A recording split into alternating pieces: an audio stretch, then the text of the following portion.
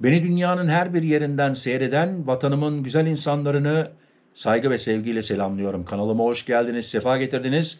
Değerli seyirciler, bugünkü haberimiz Türkiye'den geliyor. Konumuz 56 milyon liralık banka soygunu. Türkiye'den, daha doğrusu İzmir'de yaşanan bir olay. Detaylara hemen gireceğim. Bu banka soygunu bir ay evvelsi olmuş ama kimsenin haberi yoktu bu soygundan. Polisler bunu tabii ki kimseye söylememiş, araştırma yaptıkları için. Değerli seyirciler, haberimi beğenirseniz, bana bir like verirseniz, abone de olursanız, bana destek olursanız tabii ki sevinirim, gurur duyarım. Bilmeyenler için abone olmak ücretsizdir. Şimdi bakın, hırsızlar nasıl yapıyor bu hırsızlığı, kimler yapıyor? Bu da çok komik bir olay.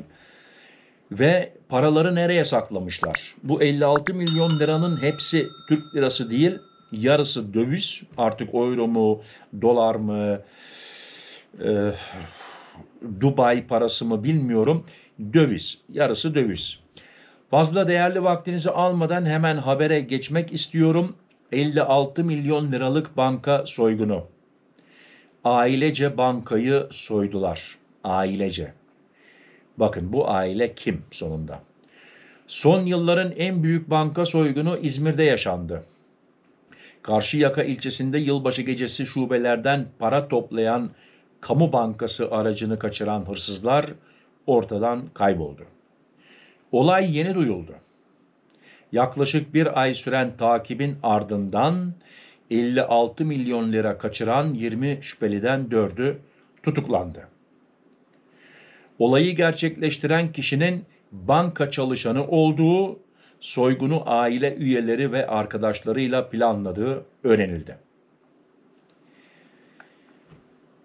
Bundan 2 ay evvelsi filan da bir haber yapmıştım, biliyorsunuz. Almanya'da çalışan bir şahısın Türkiye'de bankada kasada altınları vardı. O da çalınmıştı. O da banka memuruydu. Hatta Türkiye'den bir şahısın da kasası boşaltılmıştı. Yüksek bir miktarda ikisinin de altın ve paraları vardı. O da banka memuruydu. Bunu da aceleden dile getirmek istedim. O videoyu seyretmek istiyorsanız o videoda tabii ki var. Ona da bakabilirsiniz. Gelelim detaylara. Bakın, paraları nereye saklamışlar? Aslında bu soygunun bir sinema filmi bile yani sonradan çekilebilir. Ocak ayı başında bir kamu bankasının şubelerinden para toplayan nakil aracı içerisinde 56 milyon TL ile kaçırıldı. Olayın fark edilmesi üzerine GPS cihazı bulunmadığı öğrenilen nakil aracı Kemalpaşa ilçesinde terk edilmiş halde bulundu. İzmir İl Emniyet Müdürlüğü, Asayiş Şube Müdürlüğü ekipleri olaya ilişkin genişli çaplı araştırma başlattı. Nakil aracını kaçıran şüphelilerin kimliklerinin tespiti için banka yetkililerinin ifadesine başvuruldu ve güvenlik kameraları incelendi. Polis ekipleri nakil aracını kaçıran kişilerin başka bir araca binerek Kemalpaşa ilçesindeki bir bağ evine gidildiğini tespit etti. Yapılan inceleme sonucunda bağ evinin bahçesine gömülmüş halde 25 milyon Türk lirası bulundu. Bağ evinin bahçesine 25 milyon lirayı değerli seyirciler, hırsızlar gömüyorlar. Ama daha dövizler var. Bakın, dövizleri alıp kaçtılar. Yılbaşı yoğunluğunu fırsat bilerek şebeke halde banka nakil aracını kaçıran şüphelilerin bağ evinin bahçesine para gömdükten sonra dövizleri alarak kaçtığı belirlendi. Polis ekipleri şüphelilerin kaçtıkları aracı tespit etti. Günlerce teknik ve fiziki takibi sürdüren Asayiş Şube Müdürleri ekipleri İç Anadolu bölgesinde şüphelileri yakaladı. Değerli seyirciler, bu konuya haberden sonra hemen geleceğim. Araçta yapılan aramada döviz olarak kaçırılmaya çalışan para da ele geçirildi. Olayla ilgili 20 kişi gözaltına alındı. Emniyette işlemleri tamamlanan şüphelilerden 4'ü sevk edildikleri mahkemece tutuklandı. Banka çalışanı çıktı.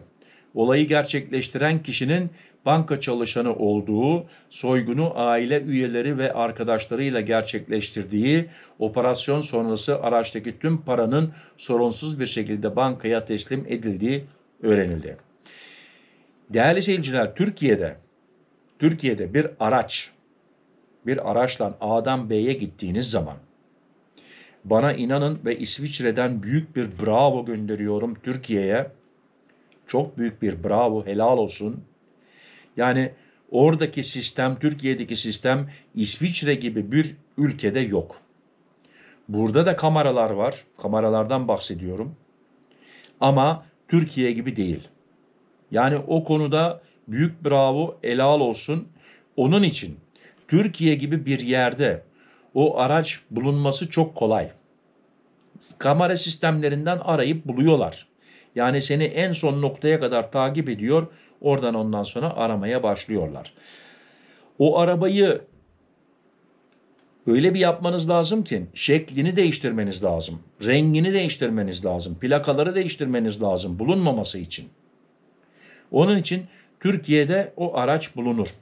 Şimdi belki bazı seyirciler diyecek ya bankalara da güvenmeyeceğiz de kime güveneceğiz? Parayı ne yapacağız? Biliyorum bazı seyircilerimiz, vatandaşlarımız paralarını yastık altında daha garantide buluyor. Ama bana sorarsanız dikkat edin değerli seyirciler. Tabii ki sonunda karar sizin.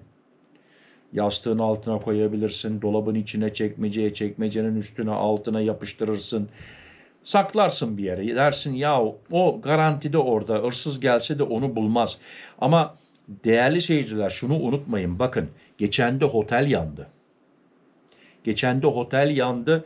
Allah muhafaza ev de yanabilir. Kağıt para kül olur gider. Yani elinizde hiçbir şey kalmaz. Onun için bakın benim evim şimdi yansın, bana sigorta burada en fazla 2000 frank verir. Hatta onun içinde belge ister. Bu kadar nakit para var mıydı evinde? Yani ben şimdi evimde şöyle söyleyeyim size. 20 bin 30 bin frank saklayayım, bankaya güvenmediğim için evim yansın, o 30 bin gitti. Hadi güle güle. Belki sigorta bana 2000 frankını öder. Çünkü gerisini ödemez. Banka bana der sen kafayı mı yedin? Neden bankaya yani sigorta bana der. Kusura bakmayın yanlış söyledim. Sigorta bana der. Neden bankaya yatırmıyorsun? Sen geri zekalı mısın? Neden? Tabii bir tercih benim. İstediğim gibi paramı istediğim yerde saklayabilirim de dikkat edin yangın olabilir. Paranız yanabilir. Onun için bankalar soyulsa bile bankalar sigortalı. Paranızı size geri vermeye mecbur. Onların özel sigortası var. İster bankanın içinden çalınsın, isterse A'dan B'ye gönderirken o para çalınsın. Bankaların özel sigortası var ve mecbur o sigortayı yapmaya. Banka sizin paranızdan sorumlu. Ama siz evinizde saklarsanız o parayı siz sorumlusunuz. Bilhassa kağıt para çok tehlikeli. Veyahut da öyle bir saklayacaksın ki artık trezorun içinde yanmayan bir trezor olması lazım. O zaman tabii ki okey bir şey diyemem. Ama bildiğim için yani etrafımdan bildiğim için maalesef gerçekten yani çok düşünceli yerlere saklandığı için onun için yani bu konuyu tekrar dile getirdim. Dikkat edin. Değerli seyirciler, haberin sonuna geldik. Sizler de bana yorumlarda tabii düşündüklerinizi yazabilirsiniz. Bakın tekrar gene böyle bir olay oldu. Gene bankada çalışanlar oldu. Ailece yapmışlar. Arkadaşlarının yapmışlar. İşte bazen de şeytan dürtüyor herhalde o insanları. Ondan oluyor. Tekrar fazla vaktinizi almak istemiyorum. Beni beğendiyseniz bir like verirseniz, abone olursanız sevinirim, gurur duyarım. Kendinize dikkat edin, sıhhatinize dikkat edin. Sıhhatli kalın, benimle kalın. Hoşça kalın. Murat.